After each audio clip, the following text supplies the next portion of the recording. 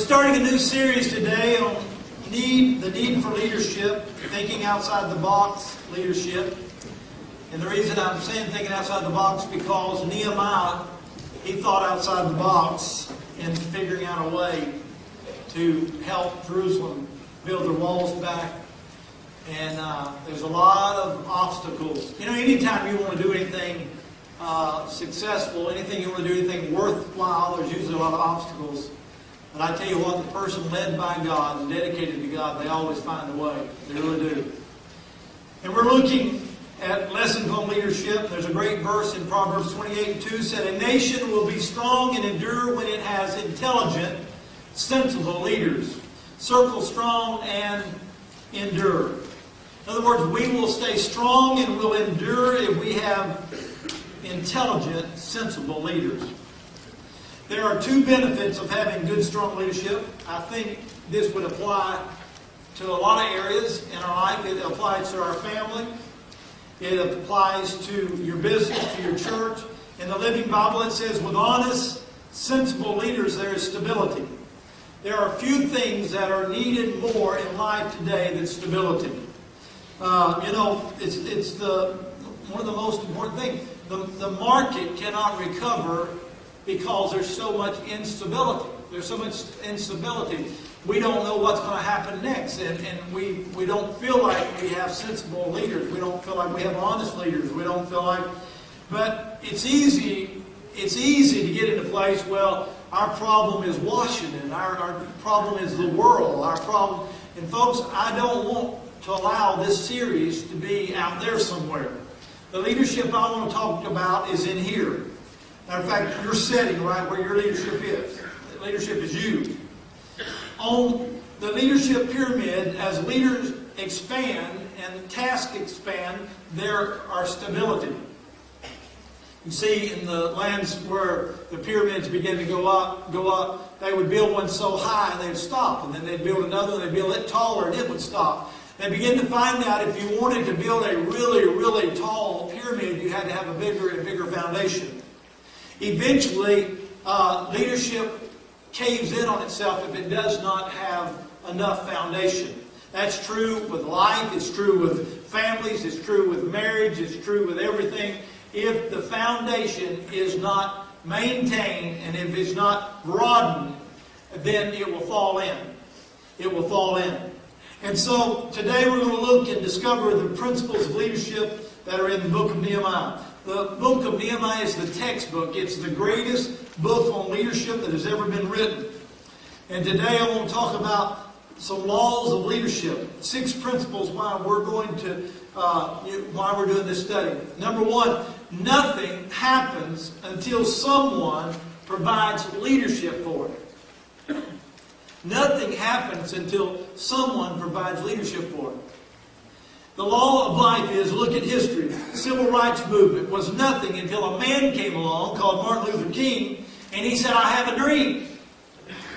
And from that I have a dream and his vision of leadership, things began to happen. It wasn't all easy. NASA space program was really nothing until a guy named John Kennedy said, we're going to the moon in this decade. Ray Kroc. Anybody know who Ray Kroc is? Ray Kroc was standing in line in, I think it was California, and he was standing in this long line to get a hamburger and a fry and a milkshake. And he looked back there and they had 8 milkshake makers. And he was thinking, man, I can't believe this place. I've never waited in line for a hamburger. And so he began to talk to the management of the owner of it. He goes, I can't believe the business you got. People are standing in line for a hamburger. He said, well, all we do is hamburgers, fries, and milkshake. Of course, we have a few drinks.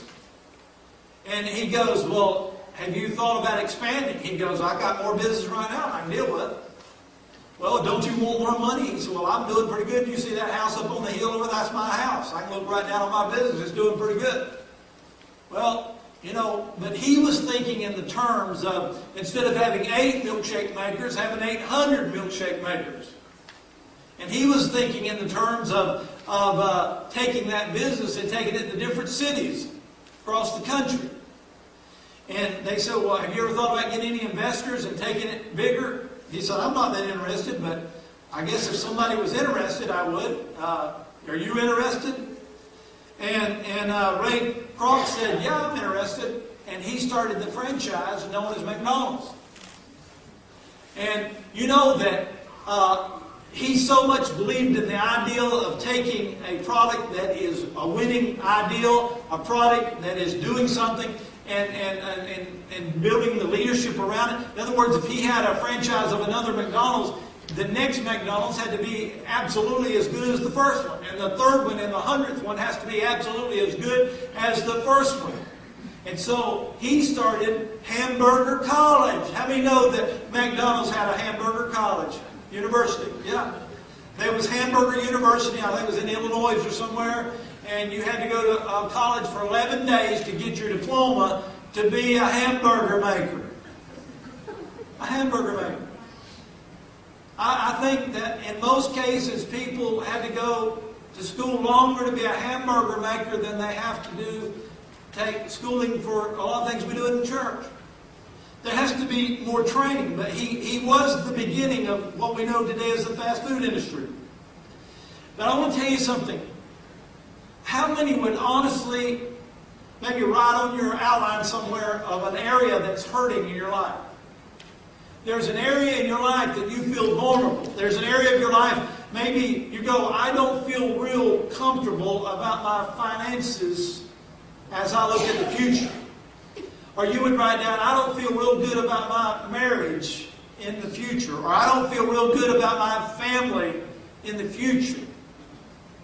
I'm starting to get into those teenage years and I'm kind of afraid about my parenting skills in the future. And even in the present. You feel vulnerable in some areas. You feel like the walls are down and you're not as protected as you need to be. Maybe some of you are looking in the next 10 years or so, you're looking retirement in the eye and you feel a little vulnerable whether you're going to have enough money, whether you're going to have too much month at the end of your check. What I'm saying, in every single area, it takes leadership to get out of that.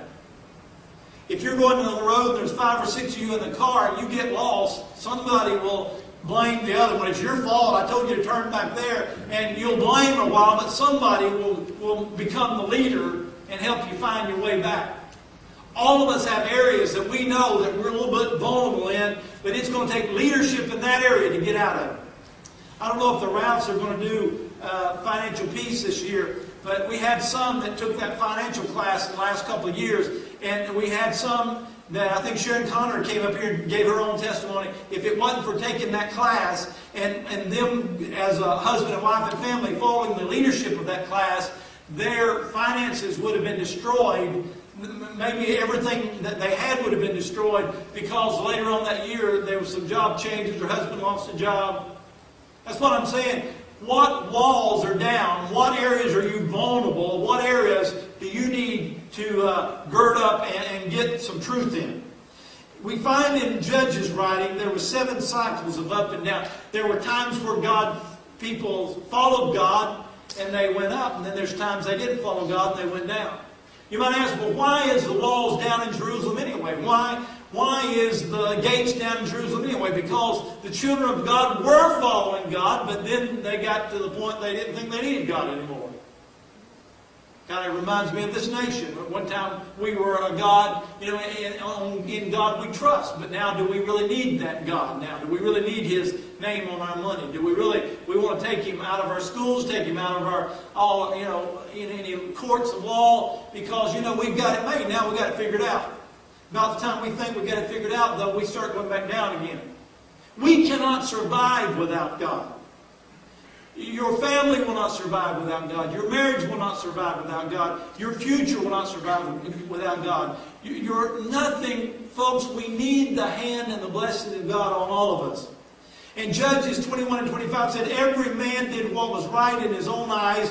There was no king in Israel. In other words, no leadership. People did their own thing. And there was instability. Every time anybody forgets God, we have instability. God is the stability. And I'm not going to preach this from a nation point. I'm going to preach this as the person sitting in the seat's point of view. Anytime I forget God, I'm going to have instability in my life. The second thing, leadership is influence. It's influence, for good or bad. You can go to a playground and it don't take you but about 5 minutes to see who the leader is on the playground. Whether it's a good leadership or bad leadership, it's still leadership because they influence the other kids. A lot of times it's the bad kid influencing the other kids. You can go to a bunch of teenagers and see them carry on for about 5 minutes. You'll find out who the leaders are in the teenagers, for good or bad. 1 Timothy 4:12, Paul told Timothy, as a young man, be example in leadership.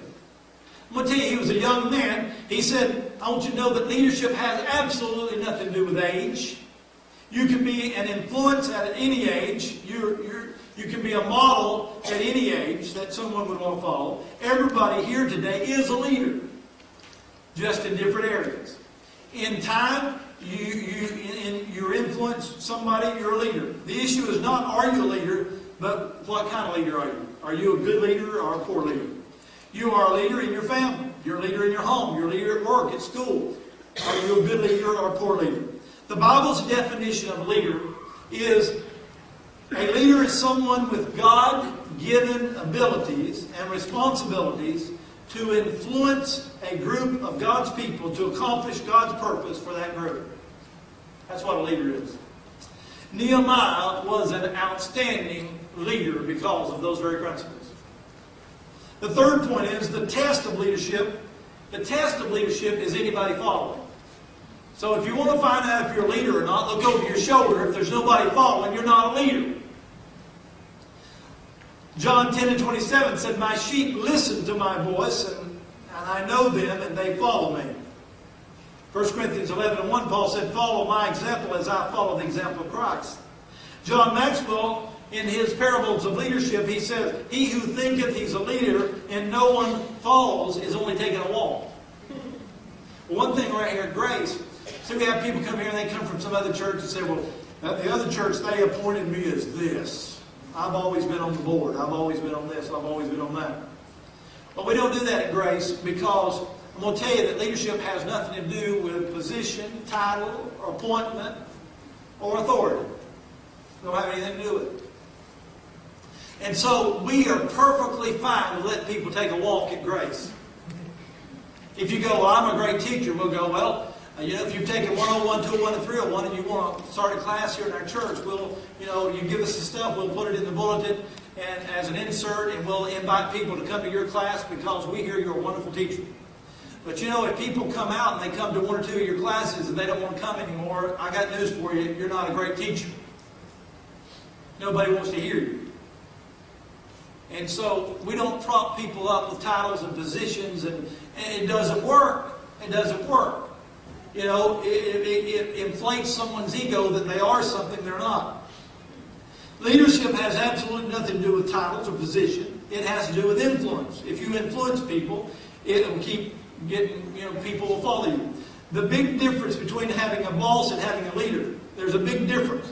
It's not a position or a title. Many people have authority, but they don't have leadership. I'll never forget a state bishop that used to be over an entire state.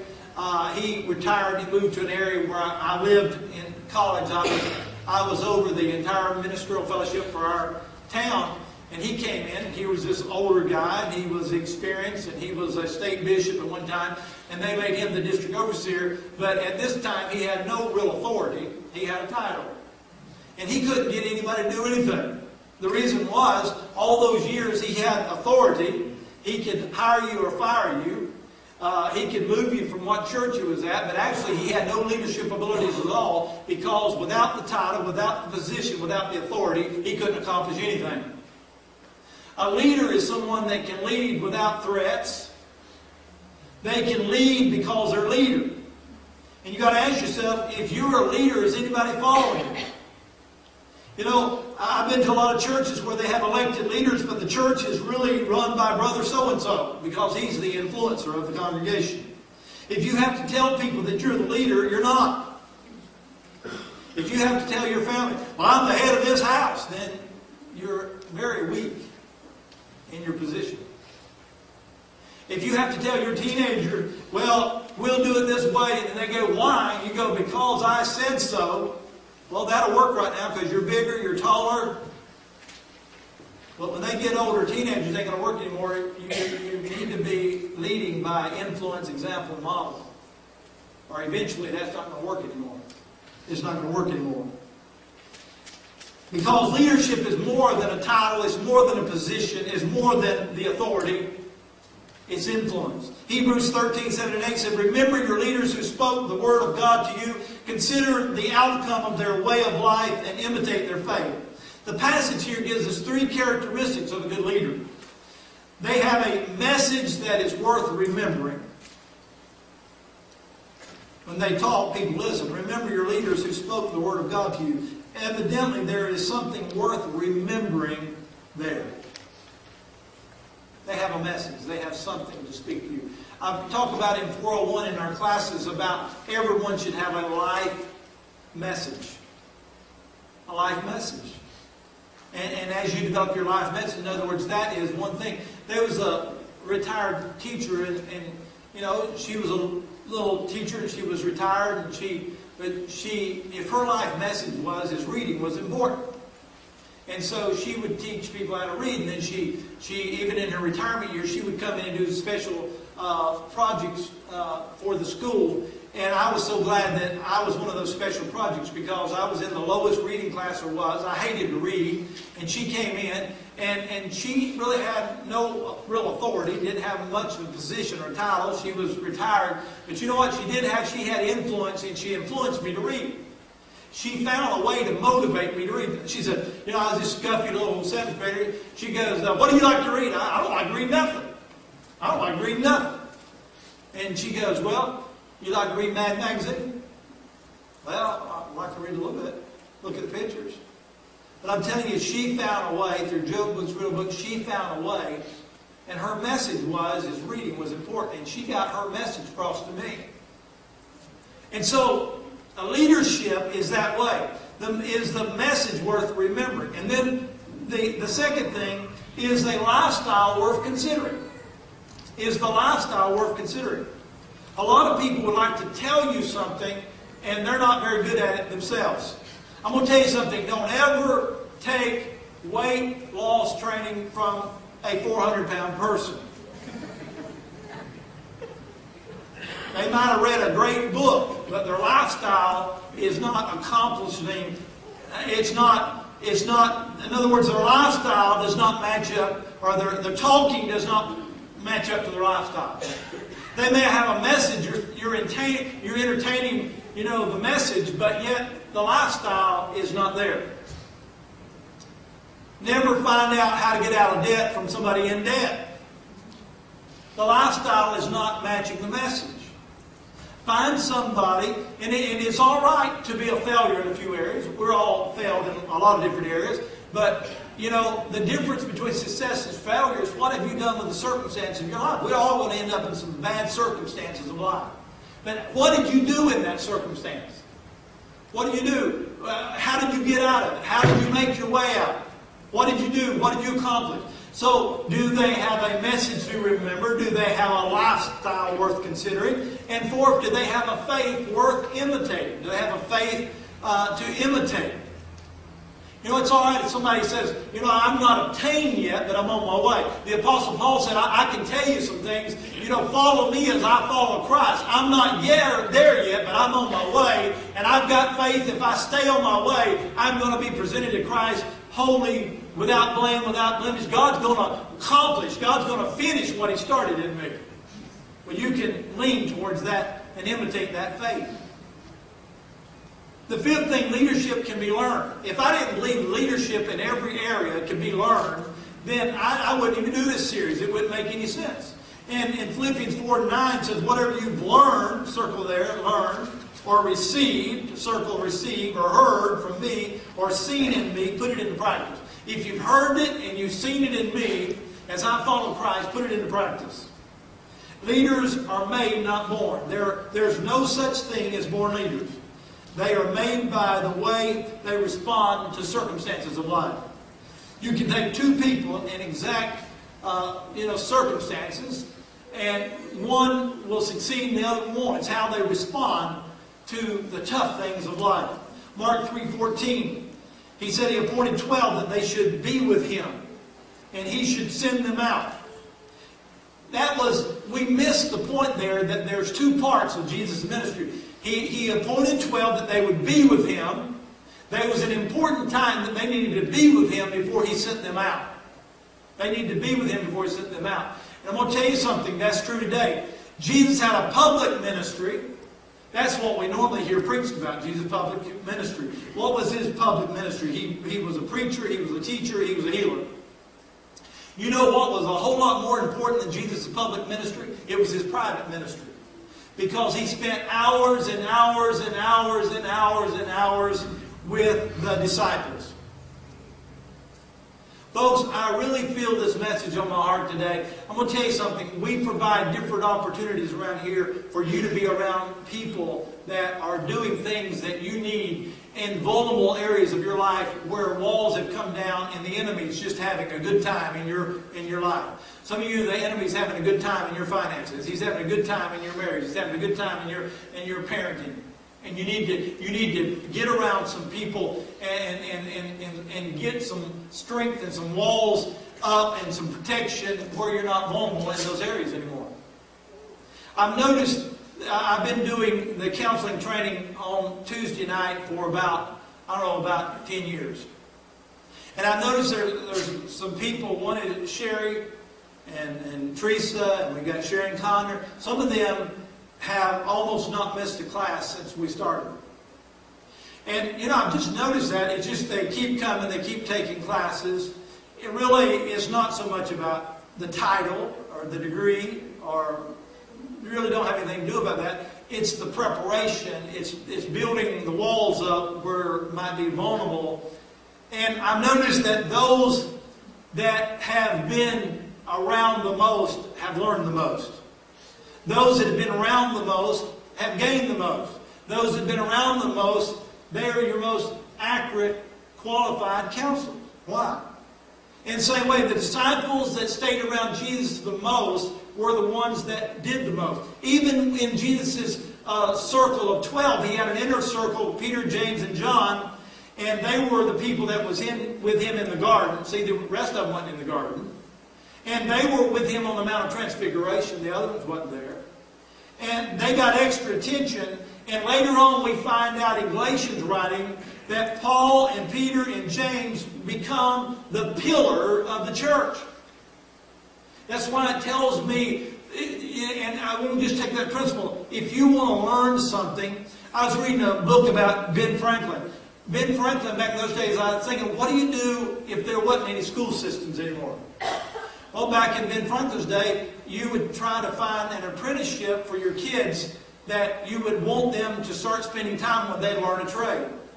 They would, you may put one kid with a blacksmith, and he would learn that trade.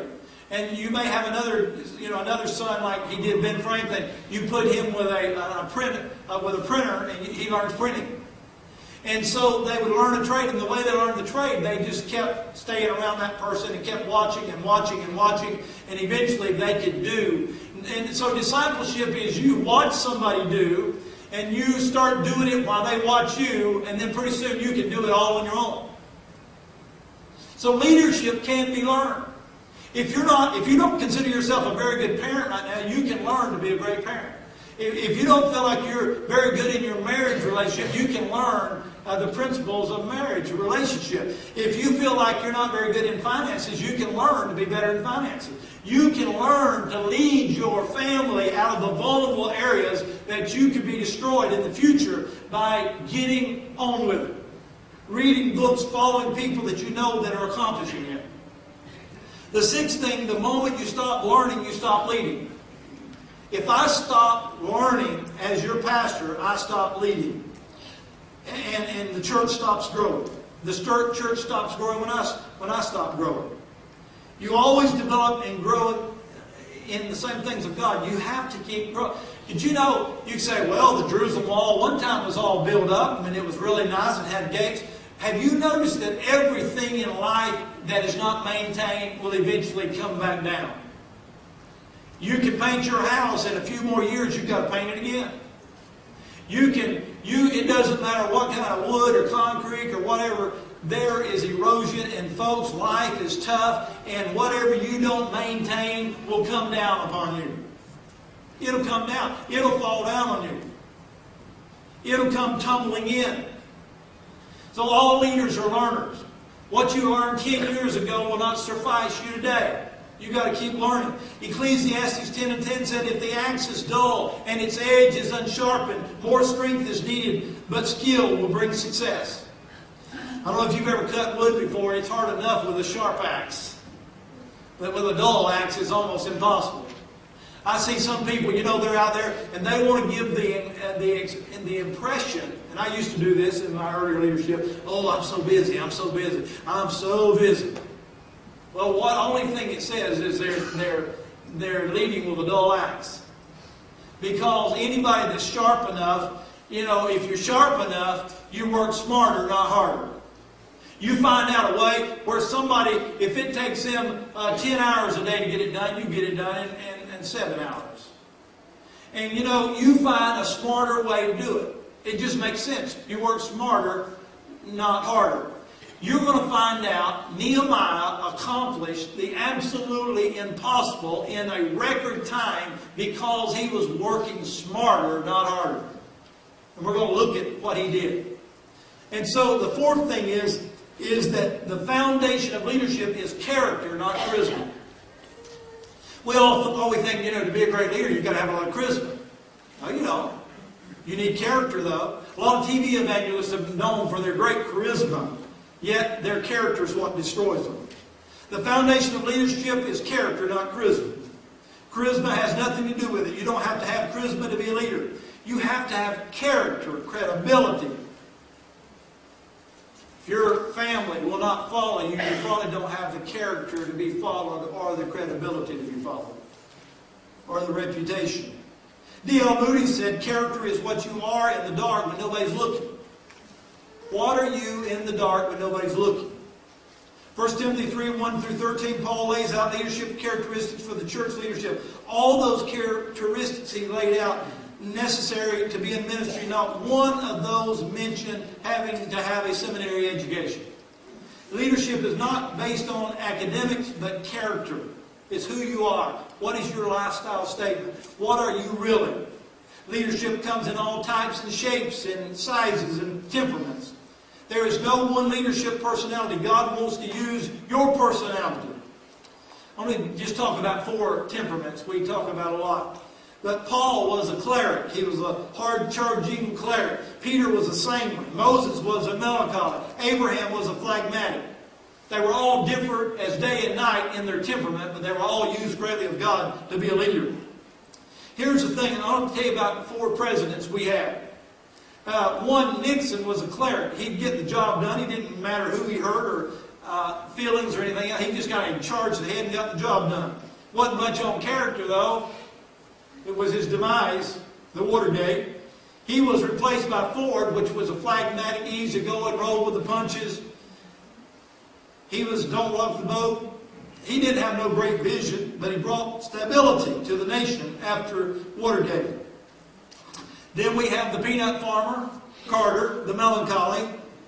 He talked about the malaise, the depression over our country. He felt things very deeply. He would, he didn't care if you saw him in jeans, and it was all about the feeling of our country. At the end, he left office. Do you ever notice when he left office how much older he looked? See, melancholies really feel things deeply. Then there was Reagan. Reagan was a sanguine, outgoing. Reagan was like, don't worry, be happy, it's going to all work out. Do it because, tear the walls down. He just said whatever come to his mind, bigger than life. 4 different temperament types, and all of them had a different part to play. Some for good, some for bad. And the thing is, sometimes you will see somebody and you go, man, I really like that person's leadership style. It's all right to model after somebody if their walk is their talk and they have credible witness to what they're saying. But folks, you can model after people, but you can't copy their temperament. If you try to get in, if you're not a very charismatic person, if you're not a very sanguine person, and you're melancholy, and you're trying to act like a sanguine, it ain't going to work. You're going to burn out because you can't keep that up. And so it's not right for us to compare. I wish you were like that. I wish you were like that. I wish my kids were like your kids. I wish my mom and dad was like your mom and dad. Or I wish my husband was, like yours or your spouse. It ain't right to compare people. Different people have different temperaments. And they can all be used greatly by God. All leaders are very different. There are great diversities. What great leaders do have in common, though, is credibility and character. And I honor you for being here today on this cold winter day, because I'm going to tell you something. I have noticed people, you take 100 people that graduate from high school, and you've got 50 of those people that in their life, they believe in going to church every Sunday. And they listen to a sermon at least 52 times out of the year. They go to some small groups. We suggest books you read every once in a while. They read some books. They take some small group classes. What I'm saying, that is a sign that you're ever learning. And even in Christian circles, people have they have a hard enough time in marriage and in family and all these other. But can you imagine what the secular world, the non-Christian world, a lot of them from the day they graduate from high school, they may never read another book. And you don't think about year after year, you're gaining little things that help you to keep your wall up a little longer, to keep your protection up a little bit longer, to keep your things about life a little stable. And I would say over a period of time, most of those people that concentrate on God's will and God's way and God's purposes, you will see them better off. You'll see God blessing them in a lot different ways and better ways because they're following after God. You can see with the children of Israel, every time they followed God, they begin to go up. And every time they quit following God, they begin to go down. When they were following God, they always had protection. Their walls were up, their gates were up, and they were protected. Every time they quit following God, their walls were down, their gates were down, and they were not protected. That tells me enough to know if I follow God His way and His will, then I will have God's protection. And I want to say this today. And I don't know how much more earnest to be on this than this. Folks, I believe in the future, your success for your personal who you are, your family, your marriage, your finances, your life, your health, lies right in here. It lies in you. We've got to get out of the mentality that the government has got to take care of me. If we did have sensible, honest, reliable, trustworthy, faithful government officials, I don't even know worldwide if they could save us without personal responsibility of all of us. It's like we sit like birds with our beaks open, waiting for somebody to fly over and feed us. And, while I was thinking about doing this series, I ended up going over to the BBI to see my son. And I don't know, it's like God gave me a glimpse of where we may be headed, but it's okay. See, over there, I've been over there twice, and neither time did we have city water at all. No city water. Now, how would you like, I was there 9 days, no city water. Well, that island's pretty much made from, volcano, and it's almost impossible to dig in or get anything, so they have very limited water supply to start with. And they've got, they can take and change salt water to fresh water, but it's very, very, very limited.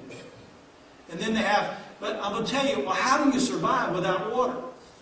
Well, what happened a long time ago, you can either sit around and wait for the city or the island to get you water, or you can figure out another way. And those people a long time ago, they figured out how to put cisterns in their homes. And the rainwater goes down and goes in these protected guttering system. It goes down and goes into the basement area, and it's all protected. And it goes through a filtering system. And all your commode water, your sink water, your washing water, your shower water, it's rainwater. You know what? I experienced that for 9 days. I didn't even know it. You hold it up, it's clear. Primarily you say, well, I don't want to drink that much. Well, if you don't, you can get bottled water. But here are people that primarily are surviving every day of their life without any city water. I was watching a show the other day too, and there was areas of the country that didn't have any city water, and so you use your cistern, and when your cistern runs out, you call on a big tanker truck, and like a tank would bring you natural gas, this truck brought you water. And I thought they filled up your water system.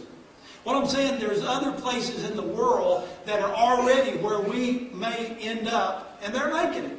They're still serving God, they're still loving God. You know how much a half gallon of ice cream is on the British Virgin Islands? $14 for a half a gallon of ice cream. There's not very many fat people on the British Virgin Islands.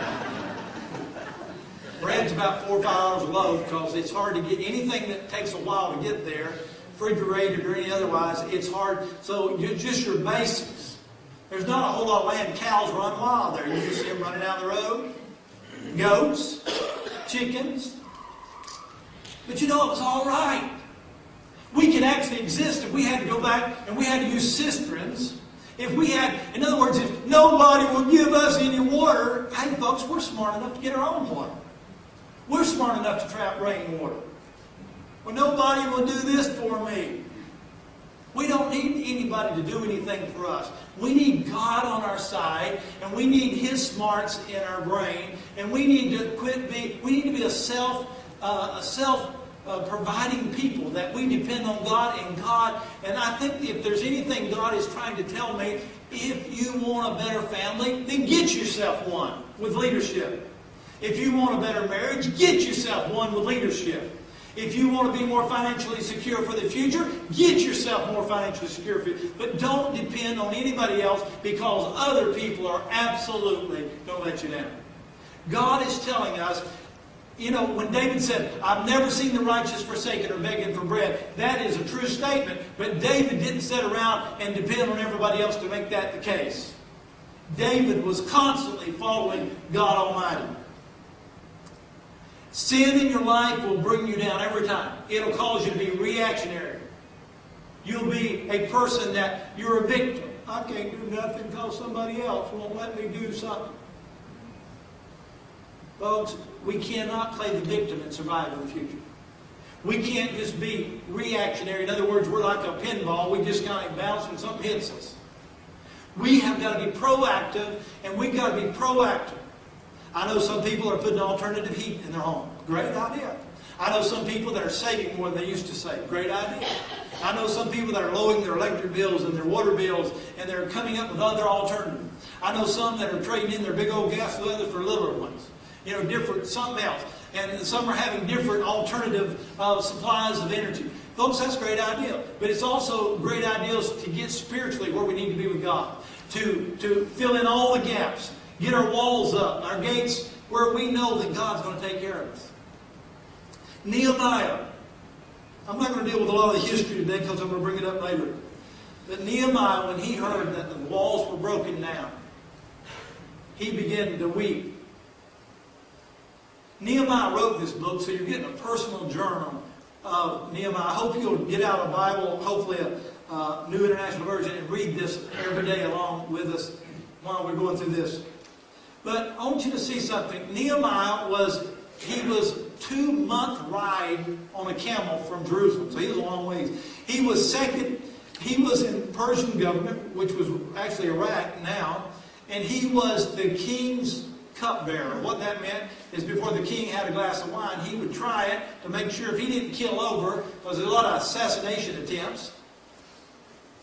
And if he didn't die, so he had to be very trustworthy. He was a very trusted man in the kingdom.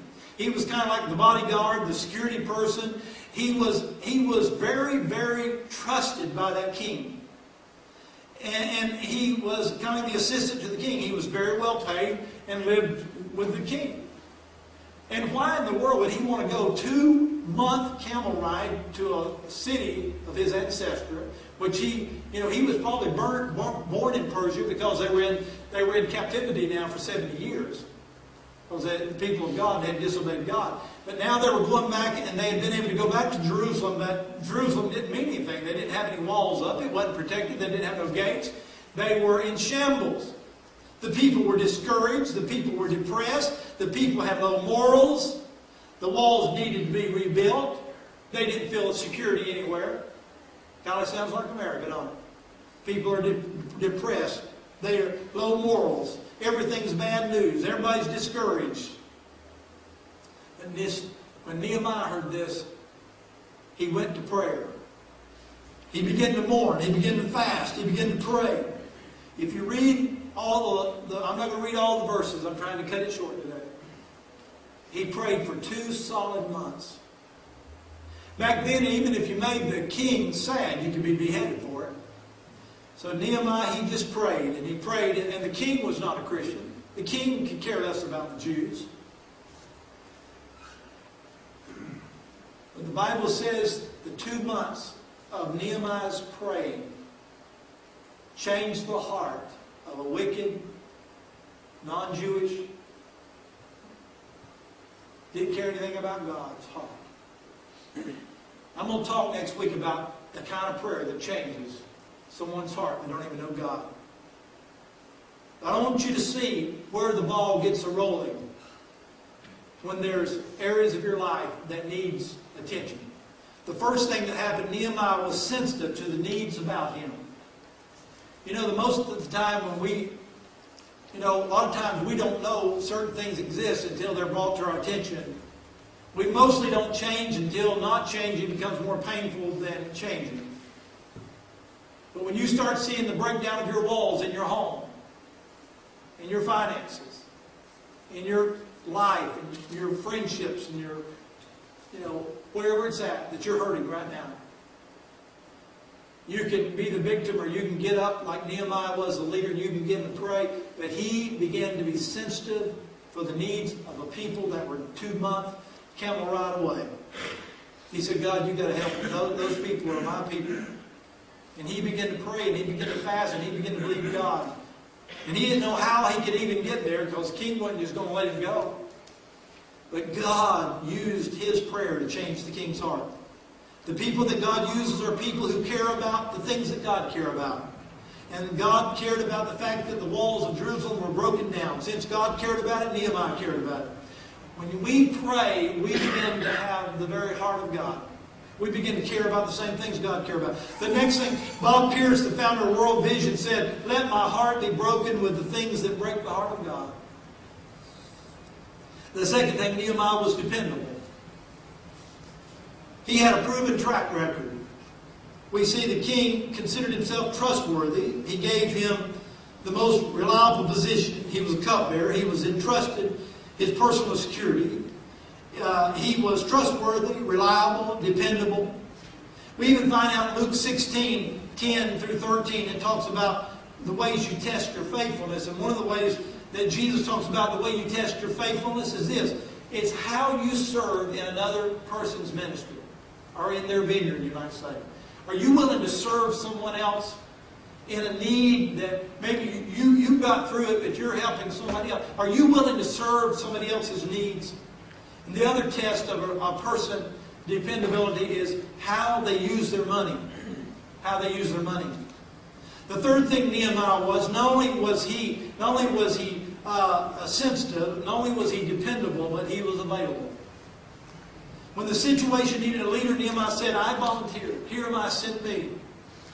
God still chooses him even though he didn't have the skills. He was not a contractor. He was a cupbearer.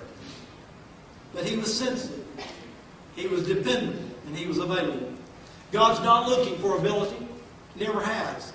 He's looking for credibility. When Paul told Timothy, he said, Timothy, find faithful men who shall be able.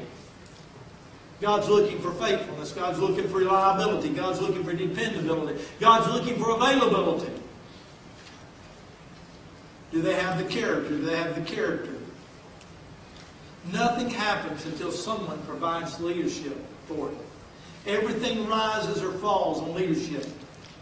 God wants to use you. He wants to use me in the leadership of our homes. He wants to use you and me in the leadership of your business, in your church. And that's what we're going to be looking at in the next couple of weeks. Is how to get up. You know, I say a lot to you, quit being the victim, but I want to tell you how to quit being the victim. I want to show you how to get proactive and how to see things get going in your life. I want to get them going in my life. I want to be more proactive. I don't want to depend on the government. I don't want to depend on other people that may fail me in the hours that I need. And if God is already telling us to get prepared, we need to get prepared. And in our getting prepared, we don't hurt anything.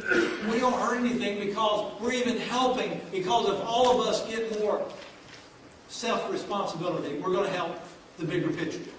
We're going to help the bigger picture. Let's go to the Lord in prayer before Ann comes to sing. Dear Heavenly Father, Lord, I pray, Lord, that this challenge that I feel like comes from you, Lord, Lord, this challenge goes out and buries deep in all of our hearts. This is the time we need leadership. God, if we've ever needed leadership in the home, we need it now. If we've ever needed leadership in our city, we need it now. If we've ever needed leadership in the school system, we need it now.